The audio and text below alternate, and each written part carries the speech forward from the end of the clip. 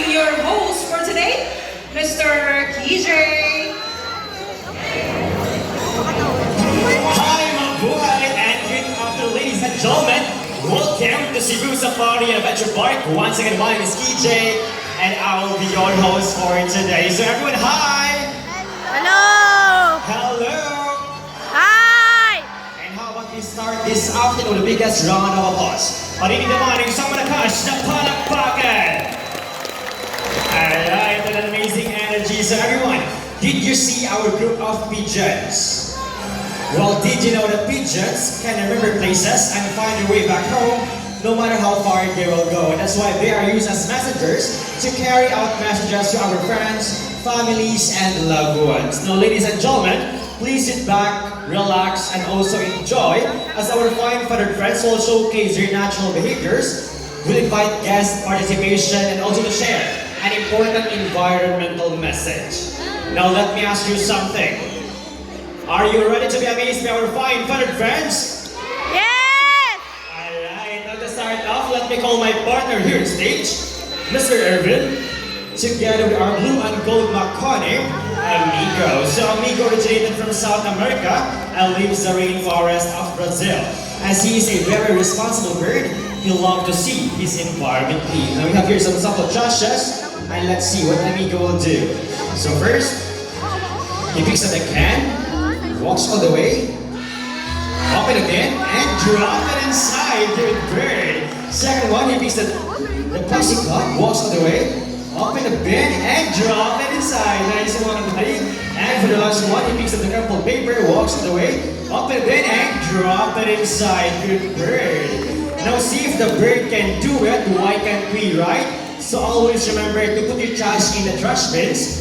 As the saying goes, cleanliness is next to That's right, godliness. So Amigo, together with his fine feathered friends, has something to tell us. What is it, buddy? Welcome to Cebu Safari's Bird Show. Now, ladies and gentlemen, from the jungle of South America, now here comes our flying macaws.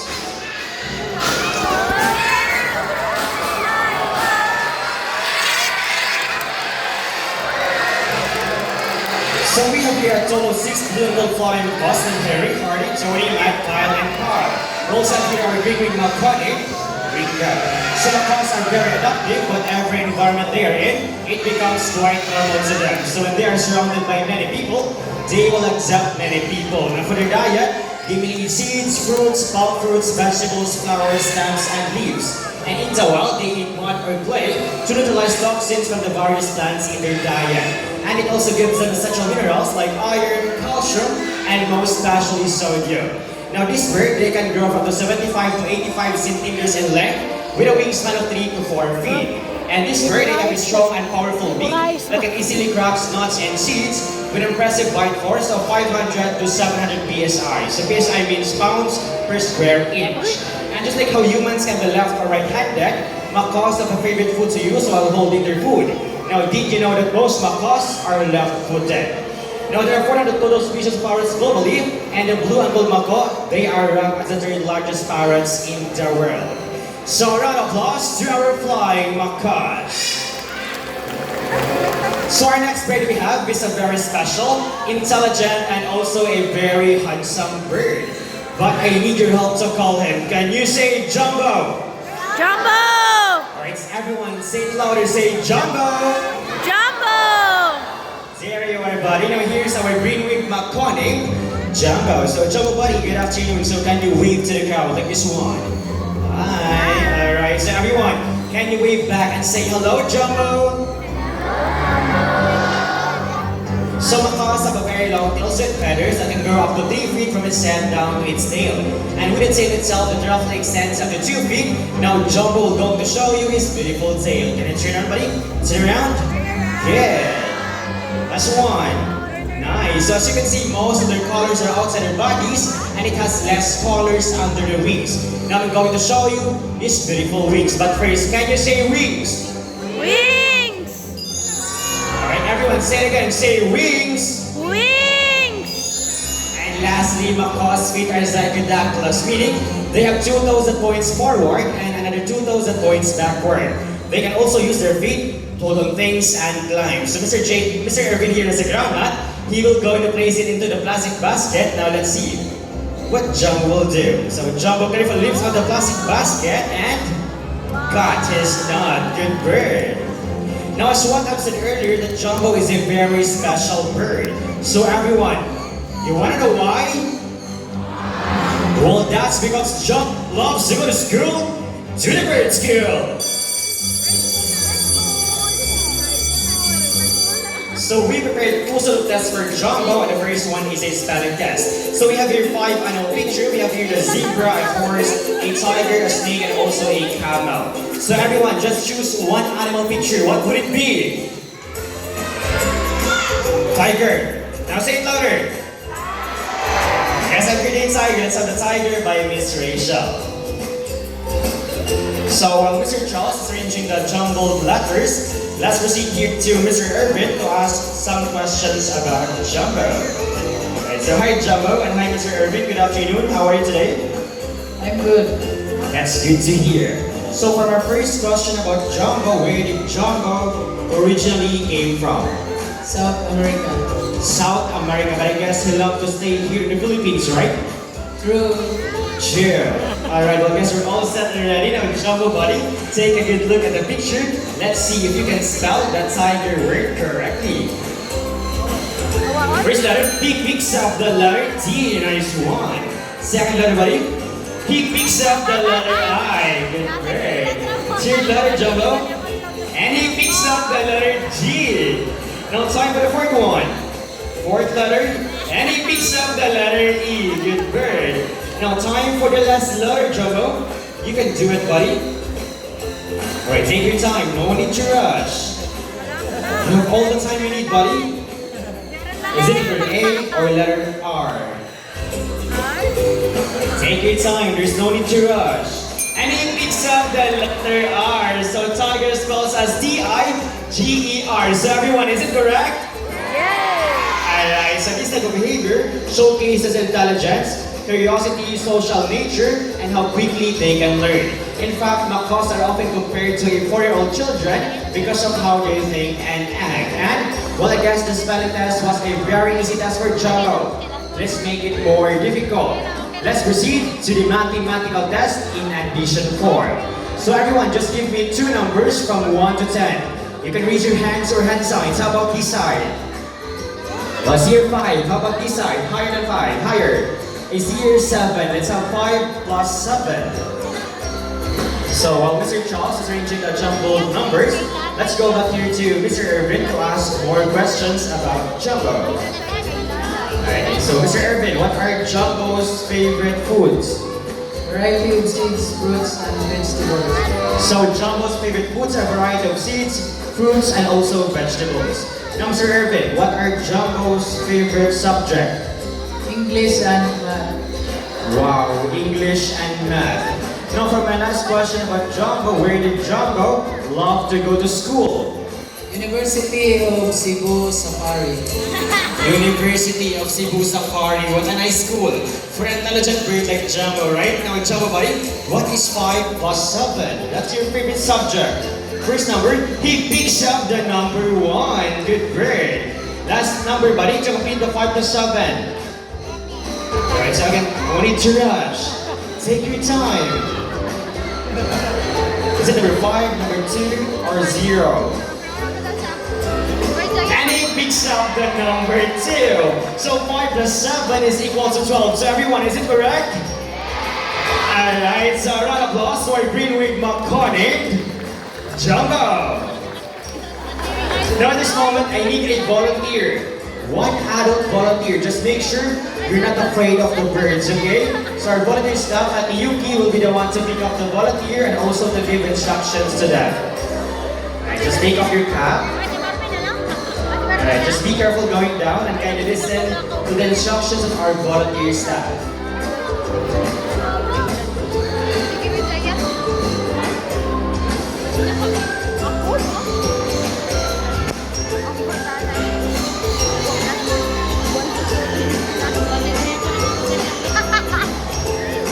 Okay, so stand still now and be ready Now, ladies and gentlemen, meet our group of Sanguineurs.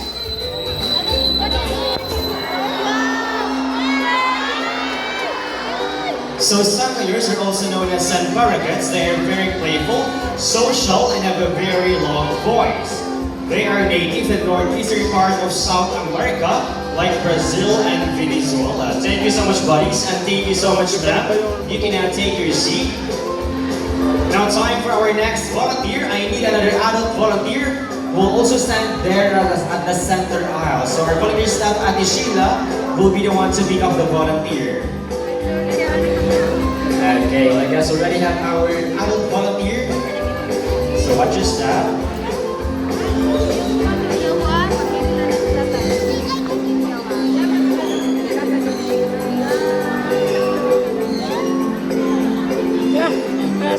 Okay, so stand still and be ready. Ladies and gentlemen, eyes here and feel the love. As we have here a couple, Sanguineur named Ding and Dog. So Sanguineurs, they are monogamous type of birds, meaning they only have one partner for a lifetime. Sana all.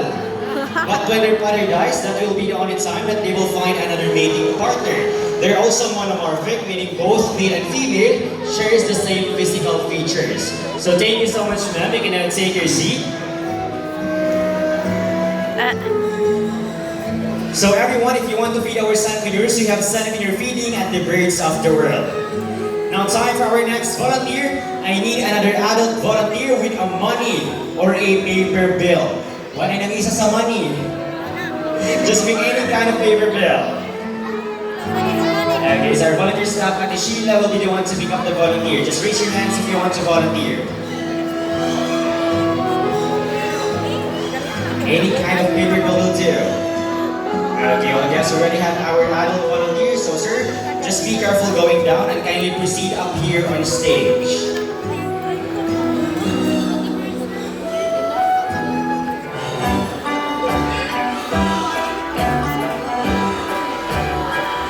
And just be careful, so up your left side.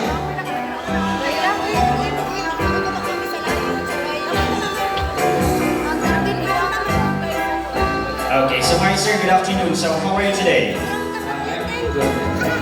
That's good to hear. So may I ask, what is your name? My name is J.L. John William. Mr. John. Alright, so Mr. John here has a 100 peso bill. So sir, can you wave your money to the crowd? Alright, so Mr. John here has a 100 peso bill. So sir, all you have to do next is to fold your money into half 3 times at the same direction.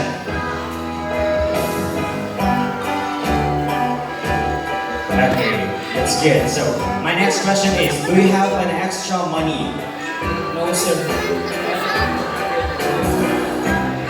Only 100 pesos. No, I guess that's okay.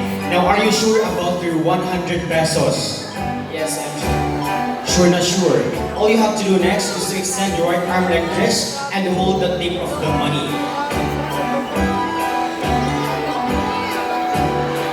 Alright. Now, sir, are you ready? Yes, sir. All set and ready. Ladies and gentlemen, eyes here and meet our cute and floppy Sanguineur named Sunny. So Sunny loves money. Normal in the wild, they love to pick up things to build their nest. Now let's see what Sunny will do. So Sunny flies all the way to Mr. John and he picks the 100 peso bill. So bye-bye Sunny and bye-bye 100 pesos. Easy money, right? Now sir, can we do it again like another 1,000 pesos? I don't have money anymore, sir. We accept GCash. GCash, card, bank transfer will do. But at this time, ako si Sunny. I'm just kidding, sir. I'll help you get your money back. So all you have to do next is to extend your right arm like this again and open your palm. Alright, so Sunny is a good bird. He loves seeds more than money. So Sunny buddy, let's return the money. Sunny flies all the way to Mr. John and he puts the 100 peso bill back in bird. So a round of applause for our cute and floppy Sanguineur name, Sunny. Now sir, what is your message to our bird Sunny that you returned your 100 peso bill? Thank you, Sunny, that you returned my 100 peso bill because this serves as my pamasahe pa ulit. Thank you. Makaulit na si Sir. Alright, so thank you so much also, Sir. You can now take your seat. Just be careful going down. Alright, so ladies and gentlemen, how about we give a massive round of applause to our volunteer here, Mr. John. Now it's time for our next volunteers. I need 2 adult volunteers who will stand there at the center aisle. So each of our volunteer staff at Yuki and at the Sheila will pick out 1 adult volunteer. So just raise your hands if you want to volunteer. Okay, 2 adult volunteers. Okay, we already have 1 for at Yuki and another 1 for at the Sheila. Alright, all set and complete. So just listen to the instructions of our volunteer staff.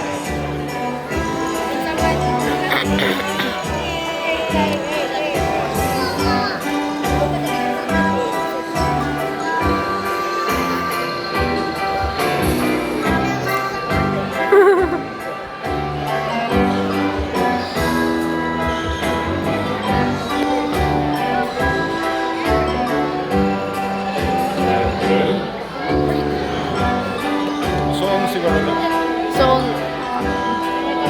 Alright, I guess we're all set and ready. Ladies and gentlemen, I see here and meet our cute and playful Eclectus parrot named Rio. Now let's do it, buddy. Fly to the first one, and he made to the second one. Good bird.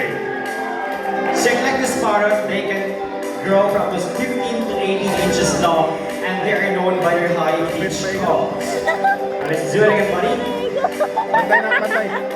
And fly to the first one, and again you made it to the second one. Good bird. So Eclectus parrot, they can live for 35 to 50 years in captivity. Now let's do it again, one more time. Last one, Rio. Last one, buddy. Dire ko ano video hits na. So you can easily spot the difference between the male and female Eclectus parrot, because male Eclectus are pale colored colors, while the female ones, they have reddish colored feathers. So a round of applause to our cute and playful Eclectus parrot named Rio. Thank you so much, sir. You can now take your seat. Now, ladies and gentlemen, from the jungle of South America, let's wander the rainforest of Brazil. As we have here our 2 yellow-crowned Amazon parrots named Lani and Rudy, together with their mentor, Mr. James. So we have our living birds named Lani and Rudy. So everyone, can you say hi?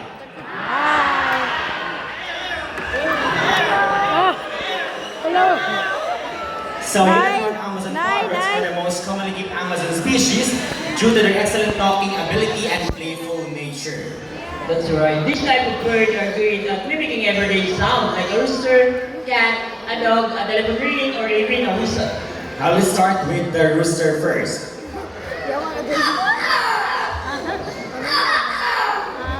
How about cat?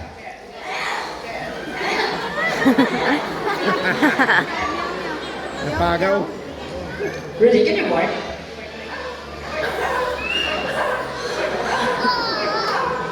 Next one is a telephone ringing.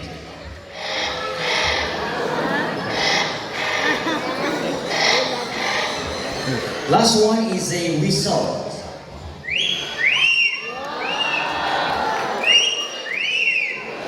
Now, Mr. James, I've heard that Lani and Rudy here love to sing. Is it true? Yes, but before singing, they need to do what all singers do. They have a warm-up first. So they need to have a warm-up first. So let's do the warm-up. La la la la. La la la la. Well, I guess we're all set and ready for the first song. So the first song.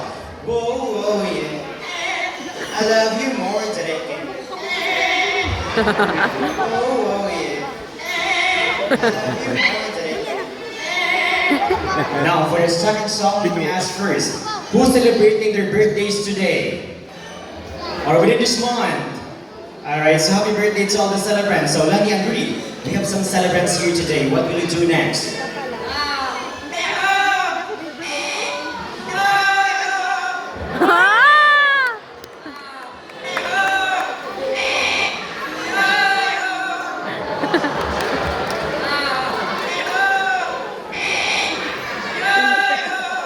See how talented parrots are? They can mimic sound so well because their brains are super smart, just like humans, using their voices. So a round of applause to our 2 yellow-crowned Amazon parrots our mimicking birds named Lani and Rudy, and also the romantic Mr. James.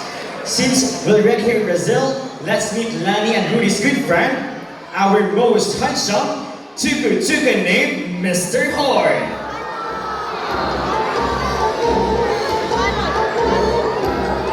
So Tucans are the largest and the best known toucan species around the world. As you can see, it has a white throat and a black-colored body that helps them camouflage in the rainforest. So toucans are only short flyers, unlike other birds. They can only fly from short distances, hopping from one branch and flap their wings vigorously to reach their destination.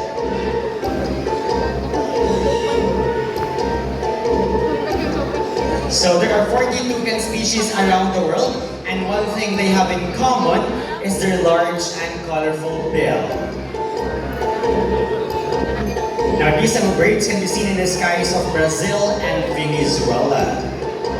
So as you can see, Mr. Horn here has a large and colorful bill that looks heavy, but in reality, it is extremely light as it is only made of protein and keratin, just like our hairs and also our nails. So again, there are 40 toucan species around the world, and one thing they have in common is their large and beautiful bill. Now, toucan's lifespan, they can live up to 30 to 40 years in proper care. And for their diet, they love to eat bananas, strawberries, raspberries, and also eggs. So a round of applause to our most handsome toucan named Mr. Horn. Now, ladies and gentlemen, since you already witnessed the amazing skills and talents for cute and floppy birds, now it's time to meet some fierce raptors, our birds of prey. So birds of prey are big birds with pointed beaks, sharp talons, and have wide wings. Examples are hawks, kites, eagles, and vultures. Now I need a cooperation of everyone to please settle down and do not try to reach out or touch these birds. It is for our own safety, as our next set of birds will showcase their extraordinary hunting skills and also their flight styles. Lastly, they will fly closer to you. So please supervise your kids at all times, and if you have foods with you, please keep your foods inside your bag. That's for your own safety and also for the safety of our birds as well. So for our first birds of prey, it is a diurnal type of bird, meaning most of their hunting time was during the daytime. But before calling him, we will first need a lure. The lure will be handled by our staff, Mr. James. The lure will serve as the real food or the real prey, as this first birds of prey we have will showcase its eyesight is and how good he is at catching his food. Now, Mr. James, are you ready? All set and ready, ladies and gentlemen. Keep your eyes alert to our Philippine hawk eagle named Hunter.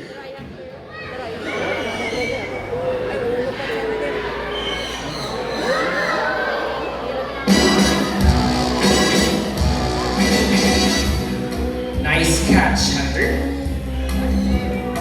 So, Philippine hawk eagle typically hangs from a perch, waiting for the right moment to swoop down its prey. So as you can see, Mr. James here is wearing a thick gloves and does to protect himself from the sharp and pointed talons of this bird. So Philippine hawk eagle may not be as famous as the Philippine eagle, but they share its majestic and powerful aura, earning the nickname of Little Philippine Eagle. It is considered as a medium size of raptor that can grow up to 65 to 70 centimeters in length, with a wingspan of 105 to 125 centimeters. So a round of applause to our Philippine hawk eagle named Hunter.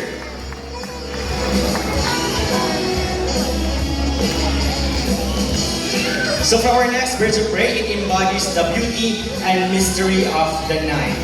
Now, ladies and gentlemen, please remain seated, relax, and be silent as we welcome the night creature of the Philippines. Our Philippine eagle owl named Boo. So Philippine eagle owl is the largest owl species that can be found here in the Philippines. As you can see, it has a large head and a bulging eyes that can easily spot a prey from up to 2 kilometers away. Now, did you know when they are flying, they're almost silent because of their special feathers that made them glide quietly in the night. That's why also they are called as silent stalker or the silent hunters of the night. Just like other owls, they can rotate their heads for up to 270 degrees. And yes, that is possible because this bird has 14 neck vertebrae, allowing them to spot a prey and stay aware of its surroundings without even moving its whole body. And lastly, they are locally known here in the Philippines as guago or bukaw. So a round of applause to our Philippine eagle owl named Boo. Now for our next birds of prey, they are experts at snatching their food even in mid-air. Now ladies and gentlemen, put your hands together to our snatching prey of flight, our Brahminic is named Shadow.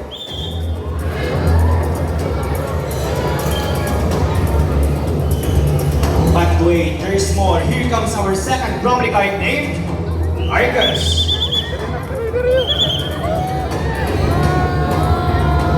And yes, there's more. Here comes our third Brahminic named Cloud.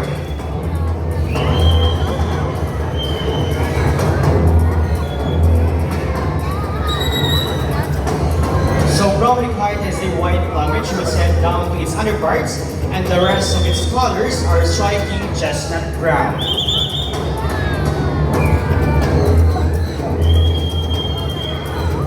So Brahminic they snatches live prey and they steals from fish and also hunting birds. That's why they are called a snatching prey of flight.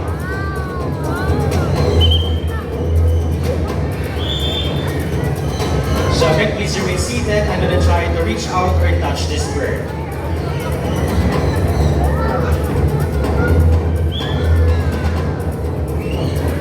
Now, Brahminic lifespan, they can live from 30 to 40 years.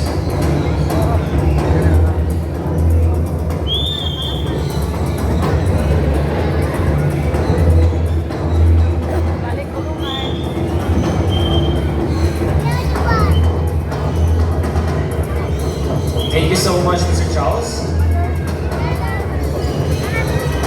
Now, time for our next Brahminic. We need an adult volunteer.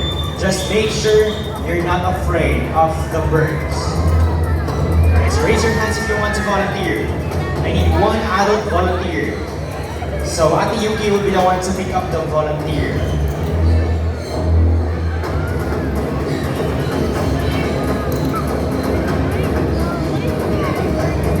Alright, so just make sure you're not afraid of the birds.